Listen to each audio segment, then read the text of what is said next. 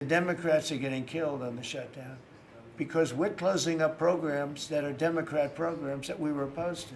So we're being able, and they're never going to come back in many cases. So we're being able to do things that we were unable to do before. So we're closing up programs that are Democrat programs that we wanted to close up or that we never wanted to happen, and now we're closing them up. And we're not going to let them come back. The economy's doing well, prices are down, we have virtually no inflation, everything's going good, we're respected by every nation in the world, and you know what happened? The Democrats want to shut it down, and they want to shut it down because they want to give billions, ultimately trillions of dollars to illegal migrants, people that came into our country illegally. Some of those people are criminals, but they came into our country illegally, and they want to give them the essential over years, trillions of dollars, and our people aren't going to stand for it. They also want to have open borders. They want to have men and women's sports. They want to have transgender for everybody. These people are crazy, the Democrats. So if it has to shut down, it'll have to shut down. But they're the ones that are shutting down.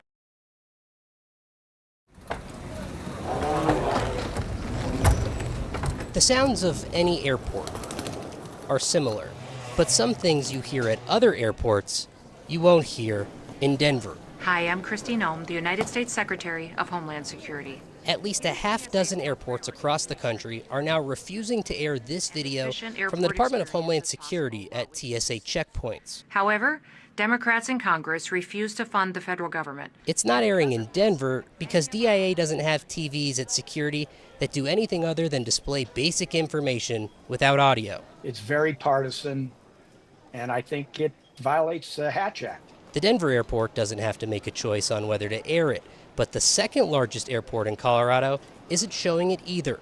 The Colorado Springs airport says they have a policy against partisan messaging guided by the Hatch Act. Basically, you separate political activities from civil servants or from federal properties or anything that deals with federal funds. Former Democratic Colorado Congressman Ed Perlmutter knows all about the Hatch Act. Well, the Hatch Act is something you learn about, before Congress. Perlmutter is an attorney, though, too. You hear about it under Democrats and under Republicans, but nothing to the extent that we're hearing it under this administration.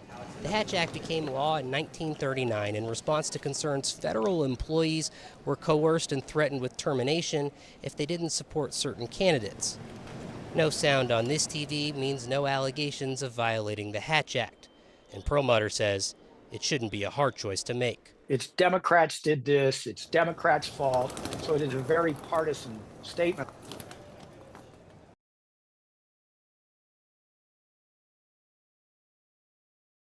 Today marks the first day that air traffic controllers have a completely different focus today.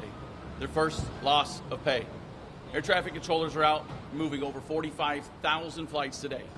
3 million passengers, tons of cargo that keeps America moving. And their focus is now on when they'll receive pay again. And this introduces a new risk to aviation. Air traffic controllers are supposed to mitigate risk. Air traffic controllers ensure that risk is out of the system so that those who fly and those who we serve, that they are safe. And this brings a risk where their focus is now on, when I get off my shift today, do I have to go and drive Uber tonight? The feeling is very similar amongst all of my coworkers. We are professional. We will come to work. We will make sure that we do the job that we were hired to do. But anytime you're not receiving your paycheck when you expect it, the financial burden that is placed on your family and yourself is challenging, and it's something that is going to be on our minds. Hi, I'm Christine Ohm. Secretary of Homeland Security Kristi Noem appearing in a Transportation Security Administration video intended to be played at airport security lines. Democrats in Congress refuse to fund the federal government, and because of this, many of our operations are impacted, and most of our TSA employees are working without pay. Multiple U.S. airports now refusing to play the video, citing the political nature of the message. With the shutdown in its second week, the blame game on full display. Fear of not getting a paycheck forcing some military families to seek assistance at a Texas food pantry. We're only 2 and we're struggling, so I can't imagine what families with more people are struggling with. Over the weekend, President Donald Trump posted the administration had, quote, identified funds to pay troops if the shutdown continued. Tuesday, DHS said the Coast Guard would also get paid, saying the money would come from the tax and spending cuts bill passed by Congress over the summer. Democrats, meanwhile, holding firm, pushing for an extension of the Affordable Care Act subsidies to keep health care costs from skyrocketing. Of course I want our military paid. Of course I want federal law enforcement officers to be paid. There's a way to do that. I'm an appropriator. We should have passed appropriations bills. There's a way to run a government, and this is not the way to run a government. Last week, thousands of federal workers across 7 agencies received layoff notices. Tuesday, the White House Budget Office said it was prepared to ride out the shutdown with more layoffs. Each day, the stakes rising, with no indication any progress is being made between Democrats and Republicans. In Washington, Michael Yoshida.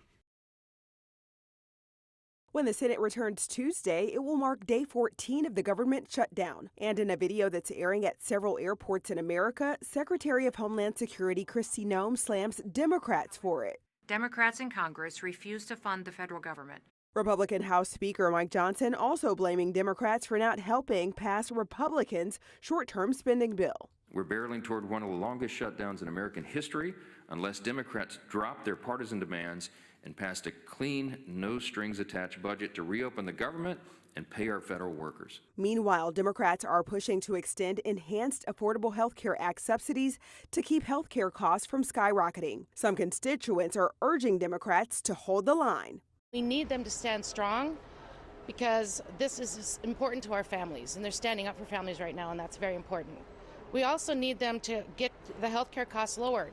Meanwhile, more than 4,000 federal employees were recently given layoff notices amid the ongoing impasse, the Trump administration revealed in a court filing. The president making it clear that he sees the shutdown as an opportunity to shrink the size of the federal government. We're ending some programs that we never wanted.